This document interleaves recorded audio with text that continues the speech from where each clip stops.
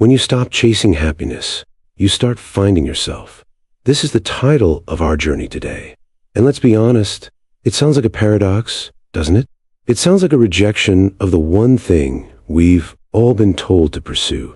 From the time we are old enough to understand words, we are pointed in one direction. The goal of life, we are told, is to be happy. It is the central promise of our culture. It's written into our founding documents. It's the engine of our economy. Every advertisement you see is a little map promising a shortcut to happiness. Buy this car, and you'll be happy. Find this partner, and you'll be happy. Achieve this job title, get this body, go on this vacation, and then, finally, you will have permission to be happy. We are a generation of happiness chasers. We pursue it relentlessly. We track it, we hack it, we optimize it. We read books on it, we listen to podcasts about it, and we scroll through endless feeds of other people performing their happiness, hoping to catch some of it for ourselves, like a digital flu. We have become obsessed with the feeling of happiness, a permanent, uninterrupted, frictionless state of pleasantness. And in this obsession, we have been sold a profound and devastating lie. The lie is that happiness is a destination, that it is something you can get, something you can achieve, something you can possess. But what if this chase is the very reason you feel so lost?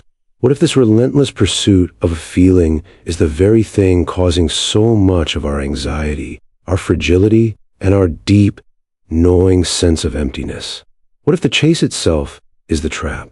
And what if, in our desperate sprint to feel good, we have completely forgotten to be someone, to be real, to be authentic, to be whole? Today, we are going to dismantle this trap. We are going to explore what happens when you have the courage to stop running. Because the moment you stop chasing the ghost of happiness, you are forced to turn around and face what you've been running from. And what you will find, standing right there, waiting to be seen, is yourself. Part 1. The Great Happiness Lie. First, we must understand the nature of the lie. The happiness that our culture sells us is not fulfillment. It is not meaning. It is not peace. The happiness we are sold is a cheap, fleeting, emotional high. It is a chemical buzz. It is the dopamine hit of a new notification. It is the brief validation of a compliment. It is the sugar rush of a new purchase. This kind of happiness is, by its very nature, impermanent. No one, not the richest, most beautiful, or most successful person on earth, feels this way all the time. It is a biological and psychological impossibility. And so, we are set up for failure. We are told to achieve a permanent state of an impermanent feeling. This puts us on what psychologists call the hedonic treadmill. We run, and we run, and we run, just to stay in the same place. You get the promotion you've been killing yourself for. You feel a surge of happiness. It feels good. It feels right. But a week later, maybe a month, what happens? It just becomes your job. The new salary just becomes your salary. The buzz is gone. And so, the brain, addicted to the chase, immediately identifies a new target. Okay, that wasn't it. But the next promotion, that will be the one. Or maybe it's a new car, or a bigger house. The goalpost moves again and again and again, forever. The entire time, you are running. You are striving. You are performing. And this is where we begin to lose ourselves. Because the chase is not an internal journey. It is an external one. The targets we're chasing are not our own. They're given to us. They're scripts handed to us by our culture, by our family, by social media. You are not asking, what would a meaningful life look like for me? You are asking, what would a happy-looking life look like to others? You become a performer. You become an actor playing the role of a happy, successful person. You build an identity not from the inside out, but from the outside in. You build your sense of self on the most unstable foundations imaginable.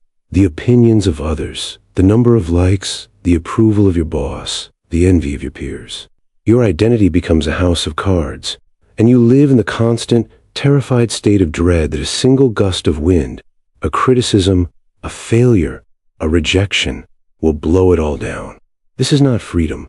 This is the most profound kind of prison.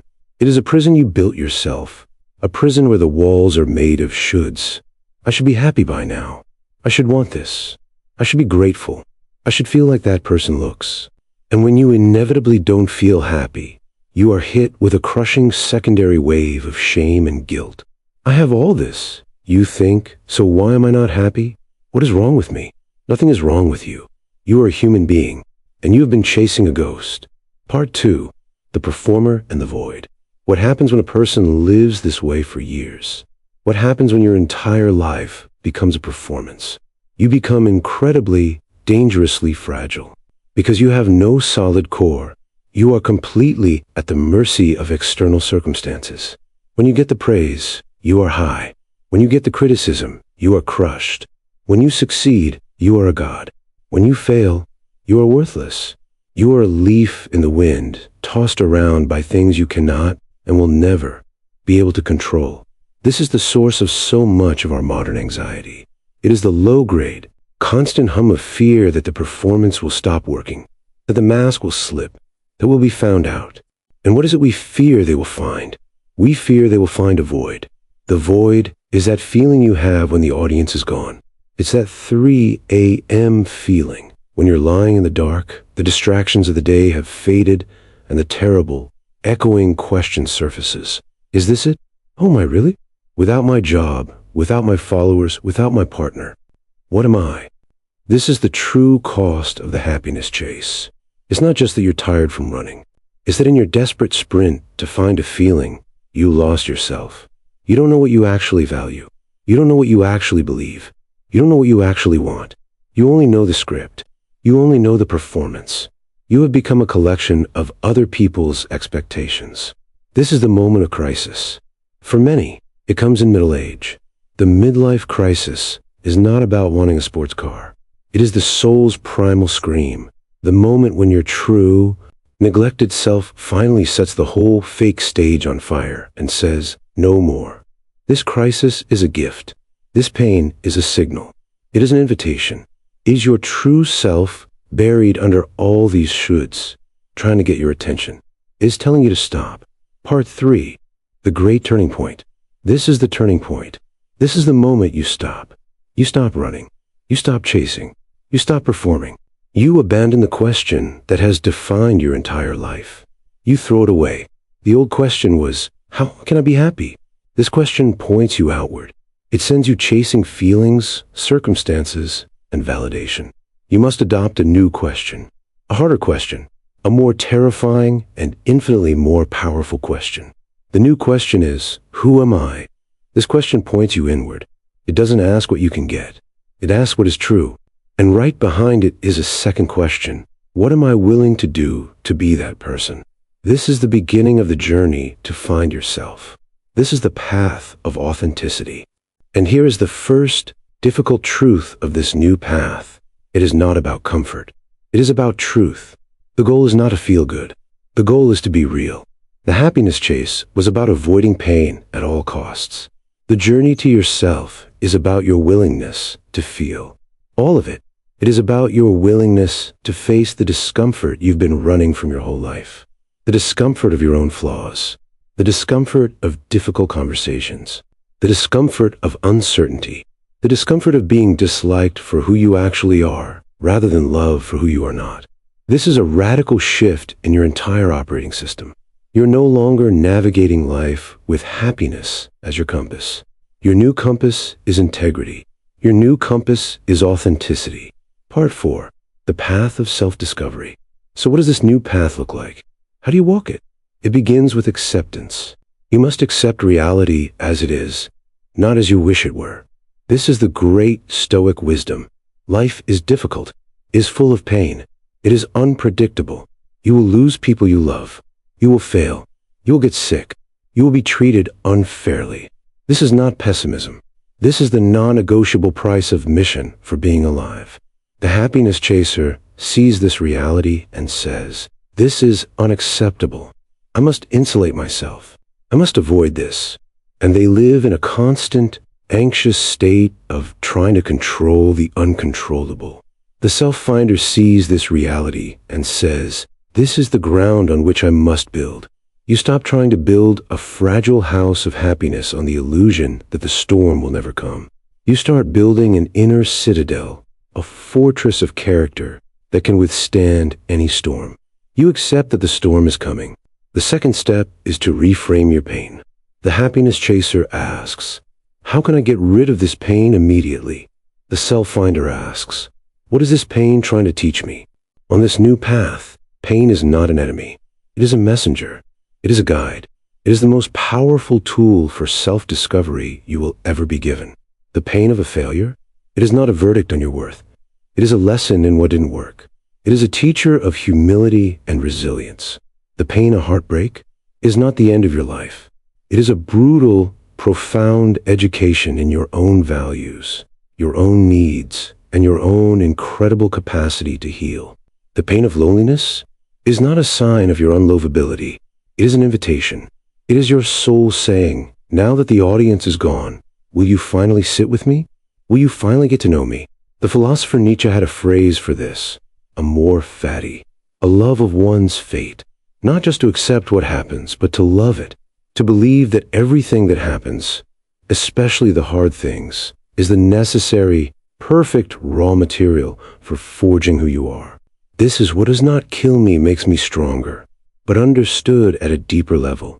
It's not just that you survive it, it's that you use it, you alchemize it, you transform the lead of your suffering into the gold of your character.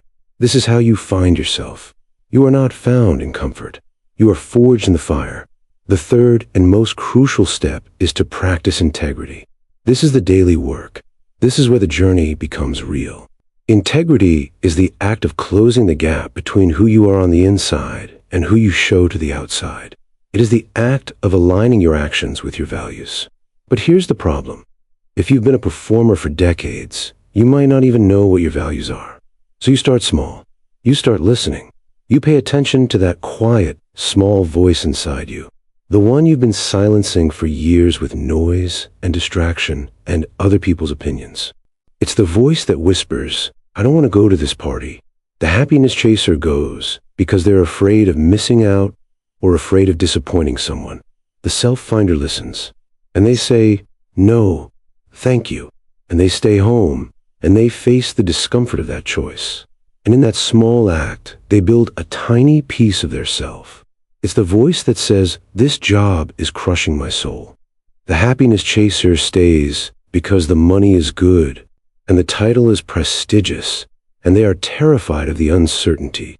The self-finder listens, and they start making a plan. They face the fear, and in that huge, terrifying act, they reclaim their life. Every time you choose authenticity over approval, you're finding yourself. Every time you speak your truth, even when your voice shakes, you are finding yourself. Every time you say no to something that is not you, you are saying yes to you. This is not easy. It is often the harder path. It can mean disappointing people. It can mean walking away from things that look good. It means choosing the terrifying, wide-open field of your own path over the safe, clearly marked highway of the crowd. But with every step, you become more real. Part 5, the paradoxical reward. So what happens when you walk this path?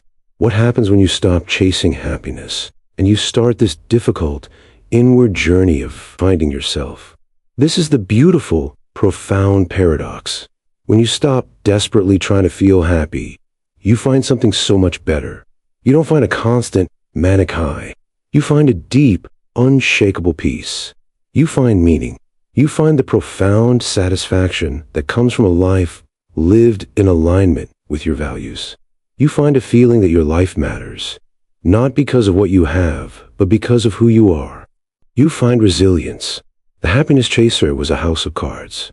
You become a mountain. When the storms of life come, and they will come, they no longer destroy you. The wind of criticism, the rain of failure, the ice of loss, it all hits you, and you feel it. You don't deny it. You're not numb. You feel the pain, but it does not break you. It does not define you, because you're no longer built of external validation. You're built of something solid, something real. You're built of yourself. You're no longer a leaf in the wind. You're the tree. You're rooted. And in this state of being, something funny starts to happen. Moments of pure, genuine happiness start to show up. But they're no longer the goal. They're the byproduct. They're the byproduct of a life well lived.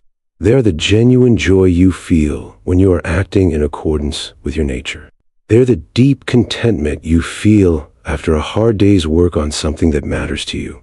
They're the authentic connection you feel with another person because you are finally real with them.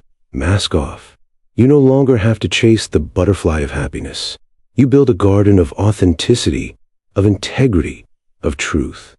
And a butterfly comes and lands on your shoulder, all on its own. This is what it means to find yourself. It's not a one-time event. You don't just, one day, find yourself under the couch. It is a process. It is a lifelong practice. It is a choice you make again and again, every single day. To choose truth over comfort. To choose integrity over approval. To choose courage over fear. It is the practice of becoming the person you are always meant to be before the world told you who you should be. So I want to leave you with this. If you feel lost, if you feel empty, if you feel like a performer in your own life, you're not broken. You're just on the wrong path. The noise of the happiness chase is deafening, but your true self is still there, whispering. It is a lifelong practice. It is a choice you make again and again, every single day.